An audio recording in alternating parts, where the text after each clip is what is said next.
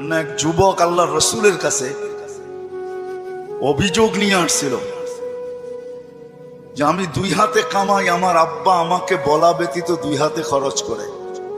আপনি যদি বাবাকে একটু বলে দিতেন। আল্লাহর রসুল সাল্লাল্লাহু আলাইহি ওয়াসাল্লাম লোক পাঠাইছেন যে যাও এর বাবাকে ডেকে নিয়ে আসো। তো যে ডাকতে আসছে তো বলছে আল্লাহর রসুল তোমাকে ডাকে। বলছে এই অবেলা? বলছে তা তো বলতে পারবো না। বলছে আল্লাহর রসুলের কাছে কে আছে? বলছে কাউকে তো দেখি নাই, কিন্তু তোমার ছেলে বসা ছিল। তো বাপ যখন বাড়ির থেকে বাহির হইতেছেন তো বাপ বুঝা ফেলছেন কেন ডাকে অবেলা। ছেলে যখন বসা তো মনে মনে কবিতা আবৃত্তি করতেছিলেন, মনে মনে। না জিহ্বা হেলতে ছিল না ঠোঁট নড়তে ছিল। তো জিবরিল আলাইহিস সালাম আয়েশা বইলা দিয়া গেছে যে আসতেছে, কিন্তু মনে মনে কবিতা পড়তে পড়তে আল্লাহ বলছে সালাম দিবে, জবাব দিয়া কবিতা গুলা শুনা নিতে। তো বাবা যখন সালাম দিয়া ঢুকছেন তো আল্লাহ রসুল বলছে কবিতা শোনাও। তো সাহাবী রসুল বলতেছিল মান আখবারাক, আপনাকে কে খবর দিল? আমি তো জিহ্বাও হেলাই নাই, ঠোঁটও নাড়াই নাই, মনে মনে পড়তেছিলাম। আল্লাহ রসুল বলতেছিল নাব্বাআনি আল আলিমুল খাবীর, আল্লাহ আমাকে জানায়া দিছেন, আল্লাহ আমাকে জানায়া দিছেন। তো যখন কবিতা পড়তেছিল আল্লাহর রসুল তো আব্বাকে দেখেন নাই, পেটে আসতে দেরি, আব্বা দুনিয়ার থেকে যাইতে দেরি করেন নাই। বিরাট বড় একটা শূন্যতা ভিতরে ছিল। বাপ দেখাও তো একটা বিষয়, বাপকে দেখেন নাই বিদায় ভিতরে একটা শূন্যতা ছিল। তো বৃদ্ধ কবিতা পড়তেছিল আর আল্লাহ রসুল চোখের পানি জড়াইতেছিলেন। কবিতা অনেক লম্বা, আমি দুই একটার তর্জমা শুনাই আপনাদেরকে। বৃদ্ধ বলতেছিল মনে বড় আশা ছিল, একা আছি, দুইজন কবে হব? হয়ে গেলাম দুইজন। তো দুজনেরই আশা জাগলো যে আমাদের কুল ভরবে কবে। আল্লাহ কোলো বইড়া দিল যেদিন তুমি আসলে। তো দুইজনই ভাবলাম যে আমাদের আর বাঁচার দরকার নাই, এখন বাঁচবো তো সন্তানের জন্যই বাঁচবো। সত্য এটাই, কিন্তু মা বাবা সন্তানের জন্যই বেঁচে থাকে, সন্তানের জন্য বেঁচে থাকে। বলে আমরা তোমার জন্যই বাঁচতেছিলাম, আমরা বুড়া হইতেছিলাম, তুমি জোয়ান হইতেছিলা, আমার সবকিছু তোমার ভিতরে যেতেছিল। একদিন তুমি পায়ের উপরে দাঁড়ায় গেলা, কামাইতে শুরু করলাম, আমি বুড়া হইলাম। তো বাপের বড় আফসোস ছিল যে তুমি আমাকে বাপ না মনে করতে, একজন হিতাকাঙ্ক্ষীও তো ভাবতে পারতে। তুমি আজকে আল্লাহ রসুলের কাছে আমার বিরুদ্ধে অভিযোগ দিলে। আল্লাহ রসুল পুরা কবিতা শোনার পরে যুবকের কলার ধরে বলতেছিল কুম ওঠ, আনতা ওয়া মালুকা লি আবিকা, তুমি আর তোমার মাল তোমার বাপের, বাপের বিরুদ্ধে অভিযোগ। তো আমার প্রশ্ন যেটা ছিল যে দিন আমাদের জন্য কেন? আজকে যদিও আমরা ভাবি না, চিন্তা করি না যে দিন আল্লাহ আমাকে কেন দিলেন, দিনের পরিবেশ আমার জন্য কেন প্রয়োজন,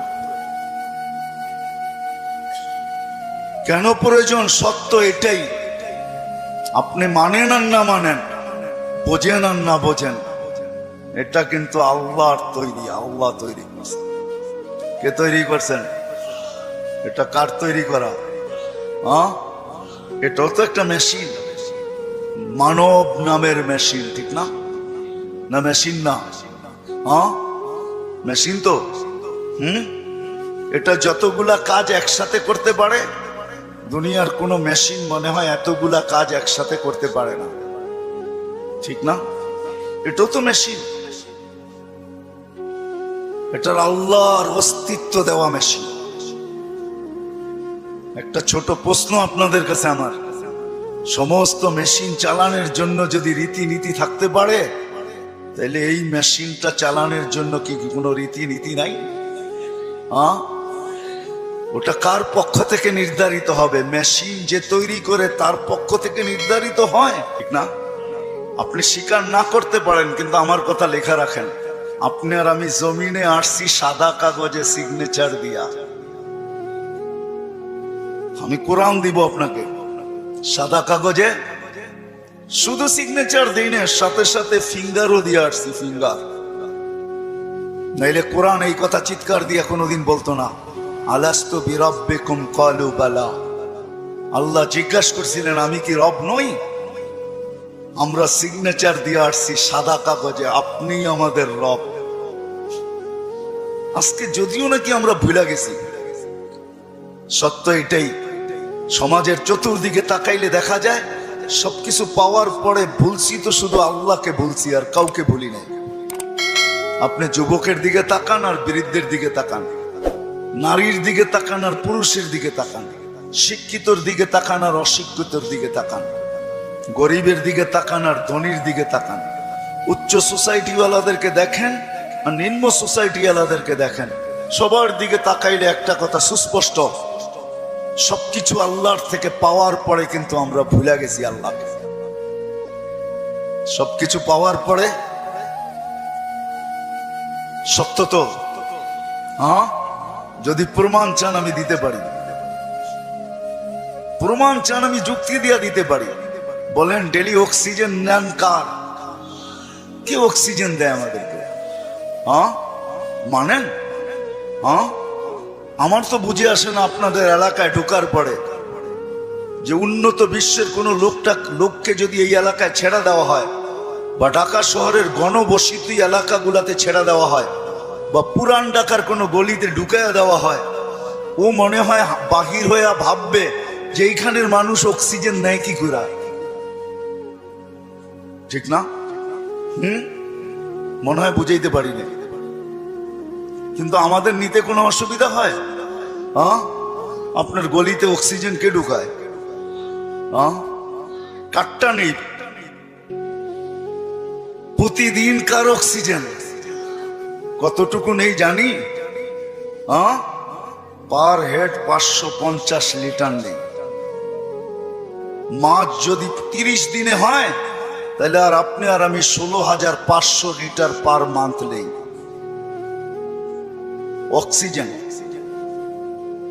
বলেন এখানে আমরা যেই কজন বসা আছি ডেলি কতবার মন খুইলা আল্লাহ বলি? আল্লাহ,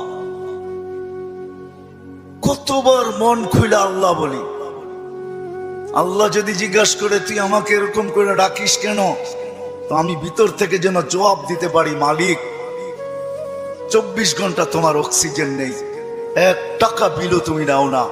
অথচ আমরা 2020-এ দেখছি এখনো মিডিয়ায় থাকতে পারে ঢাকার এক হাসপাতাল মাত্র আধা ঘন্টা অক্সিজেন দিছে আর 84,000 টাকা বিল বানাইছে, আর আমরা 24 ঘন্টা অক্সিজেন নেই। তুমি একবারও আমাদের থেকে বিল নাও না বা চাও না। আমার মন চাইলো তোমাকে আমি একবার মন বইরা আল্লাহ বইলা ডাকি। 3 দিন পর্যন্ত ঘরে পানি ব্যতীত কিচ্ছু নাই, 3 দিন চলতেছে ঘরের অবস্থা, শুধু পানি আছে আর কিচ্ছু নেই। 4র্থ দিন সকালে ঘরের অভিভাবক বাহির হইতেছে আর বলতেছে দোয়া করো আজকে যেন কিছু মিলে। কিন্তু যখন সন্ধ্যায় ফিরতেছেন ওই দিনও কিচ্ছু মিলে নাই, ওই দিনও কিচ্ছু মিলে নাই।